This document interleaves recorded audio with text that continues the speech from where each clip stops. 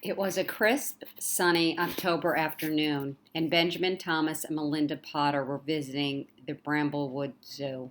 They hadn't particularly wanted to visit the zoo, but Mrs. Potter had been very firm about it.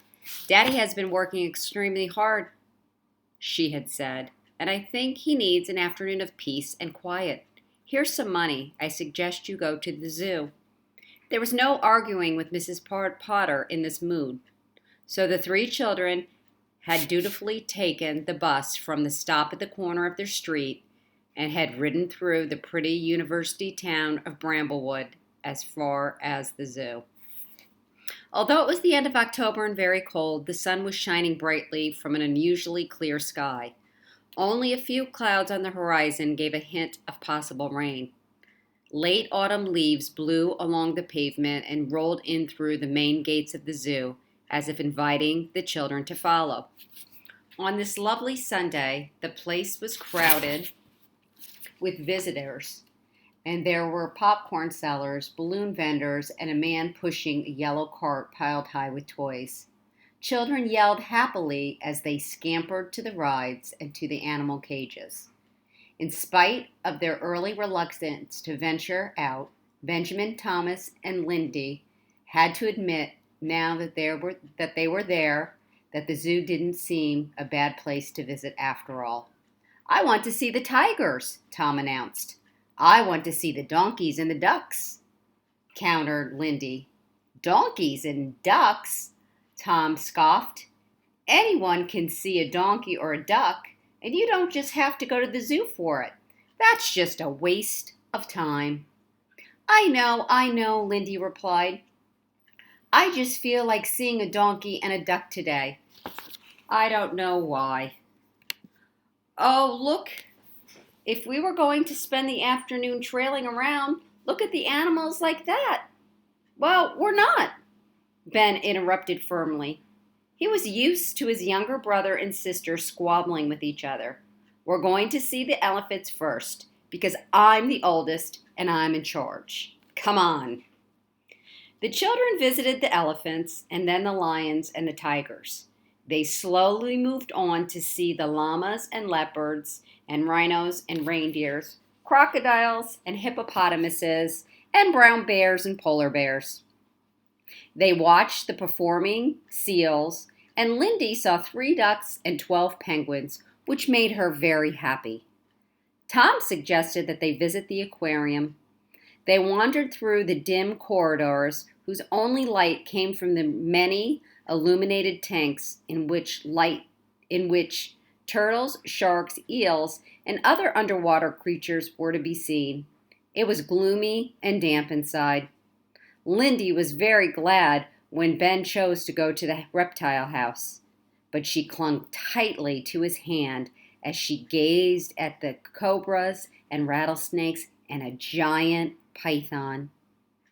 I'd love one of those for a pet, Tom said enthusiastically. Ugh, I think they're gross. Really gross, Lindy exclaimed. You just say that 'cause you're scared of them. No, I don't. They're not my favorite things. But I'm not scared. Then why are you sucking your thumb? I like the taste. Cut it out, you two, Ben said. What shall we do next? Lindy announced that she was tired, cold, and extremely hungry.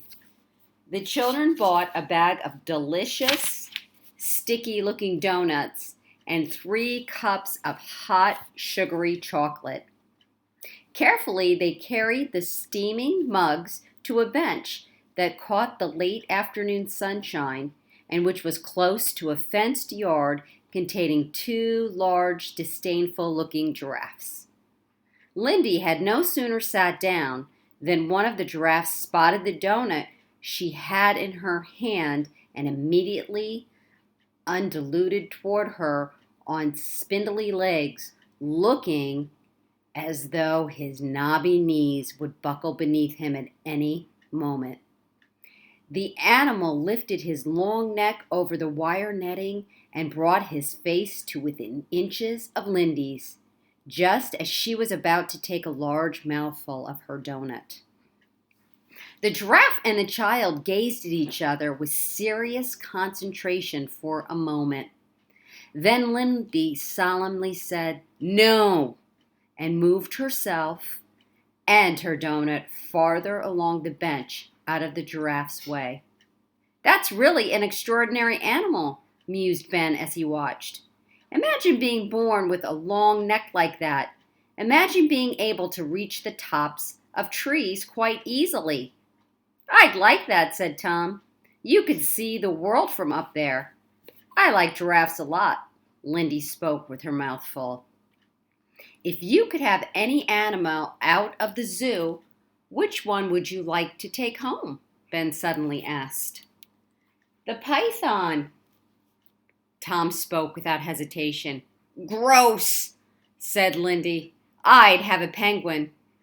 "What would you have, Ben?" I don't know." Ben thought about it as he sipped his hot chocolate. "I'd like something unusual. An orangutan, perhaps. Or an anteater. Maybe a gorilla." "You'll excuse my butting in," said a voice immediately behind the children. "But if you're looking for something really unusual, have you ever considered a whangdoodle?" The children spun around. Sitting on the grass behind them, knees drawn up almost to his chin, was a small man. He was holding a rolled umbrella made of clear plastic. "I beg your pardon, sir," Ben said. "Did you say something?" "Yes, I did. I said, have you ever considered a whangdoodle?" The little man got up slowly.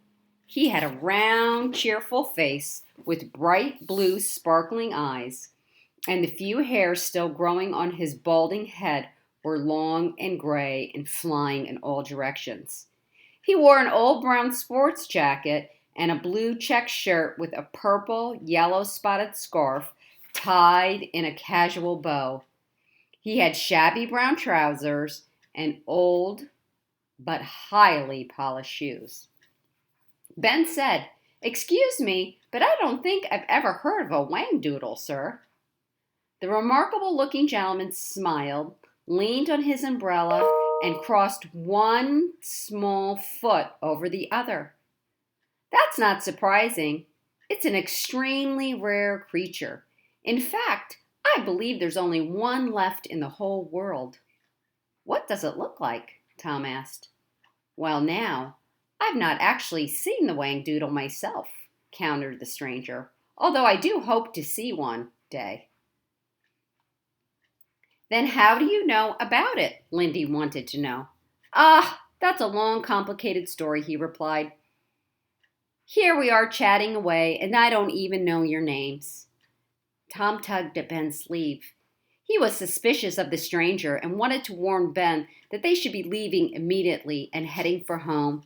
But Lindy was already cheerfully giving out information. "My name is Melinda Potter. Everybody calls me Lindy." "How old are you, Lindy?" "I shall be 8 on December 3rd. "Which means she's 7, growled Tom. "Ah, but of course." The stranger turned to him. "And how old are you, young man?" "10. My name is Thomas Potter." "And I am Benjamin Potter," Ben offered. "I'm 13. "What about you? What's your name?" Tom wanted to know. The stranger placed a hand on his forehead. "Goodness me, what is my name?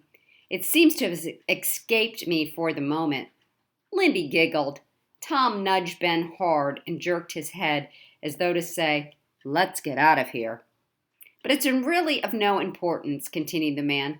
"What is important is that this is the most pleasant afternoon, and, if I'm not mistaken, it's only 2 days before Halloween. Is it not?" Lindy gave a little hop of excitement. "Do you know what I'm going to be when we go trick-or-treating?" she asked. "Let me see if I can guess." He looked thoughtfully. "Snow White? Or possibly Cinderella?" "No, I'm going to be a lion," she said proudly. "And very ferocious, I'm sure you'll be. What about you, Thomas? What are you going to be?" "I'm going to be the Hunchback of Notre Dame." "And you, Benjamin?" I haven't quite decided yet. I don't know whether to be Dracula or Frankenstein. Well, I just hope I don't bump into any of you in the dark. I think I would be very scared. Maybe I'll change my mind go as a Whangdoodle, Lindy said brightly. The little man chuckled. What a good idea. You know, I really don't think there is such an animal, Tom blurted out. Ben actually thought so too, though he was too polite to say so. I assure you that the Whangdoodle exists, said the man. Look it up in your dictionary when you get home. What does it look like? Asked Lindy. That's sort of hard to describe.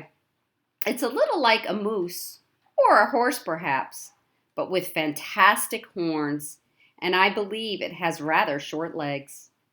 Where does it live? Inquired Tom. Oh, far, far away, which is a good thing, for if it were here, it would be in a cage like all these other poor animals. I do so hate to see things in cages, don't you? Then why do you come to the zoo if you don't like it? Asked Lindy with her usual candor. I come here to study the animals. I prefer to study them in their natural environments, but I just haven't the time. Ben suddenly remembered to look at his watch. Gosh, we're late. You'll have to excuse us, sir, but we have to go now or we'll miss our bus. The little man took a large watch from his pocket. Yes, it is late, he said, and we'd better hurry because it's going to rain. He unfurled his umbrella with a flourish and opened it over his head. Large yellow butterflies were painted all over the clear plastic. Allow me to escort you, he said, and walked briskly toward the front of the zoo. Lindy fell into steps behind him. I love your umbrella, she said admiringly. I bought it because it's cheery and it makes people look up. Have you noticed how nobody ever looks up? The man's voice was suddenly irritable. Nobody looks up at chimneys or trees against the sky or the tops of buildings. Everybody just looks down at the pavement or their shoes. The whole world could pass by them and most people wouldn't notice. Ben and Tom discovered that they were looking at the pavement as he spoke. Quickly, they lifted their heads to the sky, only to get wet faces. For it was beginning to rain. They also bumped straight into Lindy and her escort, who had come to a sudden halt. This is where the bus stops, isn't it? Asked the stranger. Ah, here comes one now. Very good timing, that. I hate to waste time, don't you? Visitors from the zoo were running for the bus or for their cars. Umbrellas seemed to be popping up everywhere. People who didn't have umbrellas went scurrying by with newspapers on their heads or their coats buttoned up tight. You see what I mean? Said the man. None of them look up ever. He helped the children onto the bus. It has been a good pleasure meeting you all. A most happy afternoon. He waved a red handkerchief as the bus pulled away from the curb. Goodbye, goodbye, he called after them. There was a sudden terrifying sound of rubber tires skidding to a stop and the blaring sound of a car horn. Tom, Ben, and Lindy turned quickly in their seats and looked out of the back window of the bus. The little man was standing in the middle of the street, apologizing to a taxi driver who had nearly run him down. I'll bet he was looking up, grinned Ben. The bus turned a corner and the scene disappeared from their view.